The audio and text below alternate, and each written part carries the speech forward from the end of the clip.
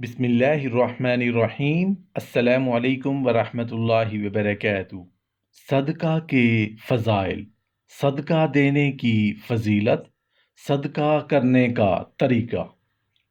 بروز قیامت میدان حشر میں لوگ انتہائی بھوکے ہوں گے، انتہائی پیاسے اور بالکل ننگے ہوں گے، لیکن جس شخص نے اللہ تعالیٰ کے واسطے کسی کو کھانا کھلایا ہوگا، کسی پیاسے کو پانی پلایا ہوگا یا کسی ننگے اور ضرورت مند کو کپڑا پہنایا ہوگا تو اللہ سبحانہ و تعالی ایسے بھوک کے عالم میں اس کو کھانا کھلائیں گے، رحمت کے سایہ میں جگہ عطا فرمائیں گے، کوثر کا مشروب پلائیں گے۔ انتہائی معذرت کے ساتھ کہنا پڑ رہا ہے اور بڑا عبرت کا مقام ہے کہ ضرورت مند کو جھوٹ بول کر، ضرورت مند سے بچا کر اور ضرورت مند کو انکار کر کے جو شخص کھاتا ہے وہ اثر اور ثمرہ اس کے اعتبار سے ایسا ہے کہ جیسا کہ پتھر کھا لیا ہو۔ اس سے اس چیز کا اصل فائدہ حاصل ہی نہیں ہوگا بلکہ سخت دلی پیدا ہوگی اور منافع سے محرومی ہوگی۔ یہی وجہ ہے کہ ہم لوگ اللہ تعالیٰ کی عطا کردہ بہت سی نعمتیں کھاتے ہیں، لیکن ان سے وہ فوائد بہت کم حاصل ہوتے ہیں جو ایکچولی ہونے چاہیے، اور ہم یہ کہتے ہیں کہ چیزوں میں اثر نہیں رہا، حالانکہ حقیقت میں اپنی نیتیں خراب ہیں، اس لیے بد نیتی سے فوائد میں کمی ہوئی ہے۔ اس لیے صدقہ دینے کی خوب عادت ڈالو اور اس طرح دو کہ دائیں ہاتھ سے دو تو بائیں ہاتھ کو پتہ بھی نہ چلے۔ فریج میں جمع کر کے مت رکھیں، کل کام آئے گا، بلکہ اللہ کے بندوں کو خوب کھلاؤ تاکہ کل موت کے بعد اس کا اجر مل سکے۔ اسی طرح الماریوں اور بینکوں میں جمع مت کرو، خوب خرچ کرو، اللہ کے بندوں پر اللہ کا دیا ہوا مال خوب لگاؤ۔ اور صدقہ صرف یہی نہیں کہ بکری یا مرغی دے دی، بلکہ ہر وہ چیز جو اللہ کی رضا کے لیے مسکینوں کو دی جائے وہ صدقہ ہے، اور جو اپنے دوستوں، رشتہ داروں اور پڑوسیوں کو دیا جائے وہ ہدیہ ہے۔ اگر اللہ تعالیٰ نے ان کو نیا جوڑا دیا، اب اس کا شکر کرنے کا بہترین طریقہ یہی ہے کہ پرانے جوڑے کو صدقہ کر دیں۔ آپ کے شوہر کے پاس سائیکل تھی، اللہ تعالیٰ نے موٹر سائیکل دے دی، یا موٹر سائیکل تھی، اللہ تعالیٰ نے گاڑی دے دی، تو اس کا صحیح شکریہ یہ ہے کہ اگر گنجائش ہو تو پرانی چیز اللہ تعالیٰ کی راہ میں صدقہ دے دیں یا دوستوں کو ہدیہ دے دیں۔ کتنے افسوس کی بات ہے کہ اللہ تعالیٰ نے نیا فریج دیا، ہزاروں روپے خرچ کر کے نیا فریج لے لیا ہے، اور پرانا فریج چند ہزار روپے کا بیچ رہے ہیں، حالانکہ ہونا یہ چاہیے کہ ماسی کو یا گھر کی خادمہ کو یا چوکیدار کو یا ملازم مزدور کو یا کسی کو بھی ڈھونڈیں جس کے گھر میں فریج نہ ہو، اس کو دے دیں، تو جب تک اس کے گھر میں فریج رہے گا اس سے فائدہ اٹھائے گا، آپ کو دعا دیتا رہے گا، اور اس کے چھوٹے معصوم بچے ٹھنڈا پانی پئیں گے تو آپ کو دل سے دعائیں دیں گے۔ اسی طرح کتنی عجیب بات ہے کہ بعض عورتیں اپنے پرانے کپڑے، پرانے برتن، یہاں تک کہ گھر میں رنگ کروایا تو رنگ کے ڈبے بھی بیچنے کی فکر میں ہوتی ہیں، حالانکہ اللہ تعالیٰ نے اپنے خزانوں سے ان کو بہت ہی دیا ہوا ہوتا ہے، پھر بھی یہ سب چیزیں بیچنی ہیں۔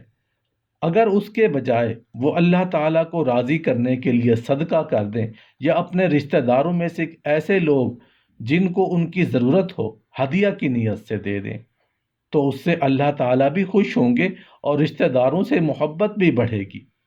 خرچ کرنے کی سب سے بہتر تدبیر یہ ہے کہ کم از کم ایک ماہ بعد اپنی الماری صاف کریں، اور جو چیز اپنی ضرورت کی فی الحال نہ ہو اس کو فوراً کسی اور کو دے دیں، تاکہ اللہ تعالیٰ کے ہاں آپ کے مقدر کا جو آپ کو ملنے والا ہے وہ اس کو نہ دینے کی وجہ سے کہیں رک نہ جائے۔ جب آپ اس کو روانہ کر دیں گے تو ادھر سے ایک کے بدلے 10 ملے گا، پھر آپ 10 خرچ کر دیں گی تو 100، اور پھر اسی طرح بڑھتا جائے گا۔ یوں سمجھیے کہ یہ اللہ تعالیٰ کی دی ہوئی آپ کے پاس امانت ہے، آپ کو تقسیم کے لیے دیا گیا ہے، جتنی آپ کو ضرورت ہے اتنا رکھ لیں، باقی فوراً کسی کو دے دیں۔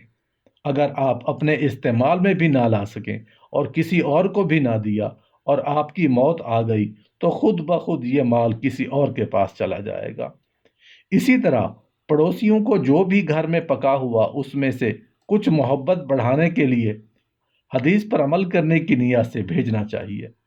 ایک حدیث میں نبی کریم صلی اللہ علیہ وآلہ وسلم نے ہمیں نصیحت فرمائی ہے کہ سالن میں پانی تھوڑا زیادہ ڈال دیا کرو تاکہ اس کا شوربہ زیادہ ہو جائے اور پڑوسی کو دو۔ نبی کریم صلی اللہ علیہ وآلہ وسلم نے فرمایا، اے عورتوں کی جماعت، تم صدقہ بہت کثرت سے دیا کرو، کیونکہ میں نے عورتوں کو بہت کثرت سے جہنم میں دیکھا ہے۔ عورتوں نے دریافت کیا، کس وجہ سے یا رسول اللہ صلی اللہ علیہ وآلہ وسلم؟ تو نبی کریم صلی اللہ علیہ وآلہ وسلم نے فرمایا، عورتیں لعنت یعنی بد دعائیں بہت کرتی ہیں اور خاوند کی ناشکری بہت کرتی ہیں۔ یہ عورتوں کو خاص نصیحت ہے کہ جہنم کی آگ سے بچنے کے لیے خوب صدقہ کیا کریں۔ دوسری حدیث میں ہے کہ صدقہ اسی طرح اللہ تعالیٰ کے غصے کو بجھا دیتا ہے جس طرح پانی آگ کو بجھا دیتا ہے۔ اسی طرح آپ صلی اللہ علیہ وآلہ وسلم نے ایک مرتبہ عورتوں کو خاص خطاب کر کے فرمایا، اے مسلمانوں کی عورتوں، ایک دوسرے کو ہدیہ دیا کرو، چاہے بکری کا ایک کھر ہی کیوں نہ ہو، اس لیے کہ اس سے محبت پیدا ہوتی ہے اور کینہ ختم ہوتا ہے۔ نبی کریم صلی اللہ علیہ وآلہ وسلم کا مشہور ارشاد ہے کہ جہنم کی آگ سے بچو، چاہے آدھی کھجور ہی سے کیوں نہ ہو۔ نبی کریم صلی اللہ علیہ وآلہ وسلم کا ارشاد ہے کہ قیامت کے دن ہر شخص اپنے صدقے کے سایہ میں ہوگا، یعنی جس قدر آدمی کے صدقے کی مقدار بڑھی ہوگی یعنی زیادہ ہوگی، اتنا ہی گہرا سایہ اس سخت دن میں ہوگا جس میں گرمی کی شدت سے منہ تک پسینہ ہوگا۔ نبی کریم صلی اللہ علیہ وآلہ وسلم کا ارشاد ہے کہ صدقہ حق تعالی شانہ کے غصہ کو بھی روکتا ہے اور سوء کا خاتمہ یعنی بری موت سے بھی حفاظت کا سبب ہے۔ حضرت لقمان علیہ السلام کی اپنے بیٹے کو وصیت ہے کہ جب تجھ سے کوئی خطا صادر ہو تو صدقہ کیا کر۔ اسی طرح ایک واقعہ ہے کہ ایک بدکار عورت کی کتے کو پانی پلانے سے مغفرت ہو گئی۔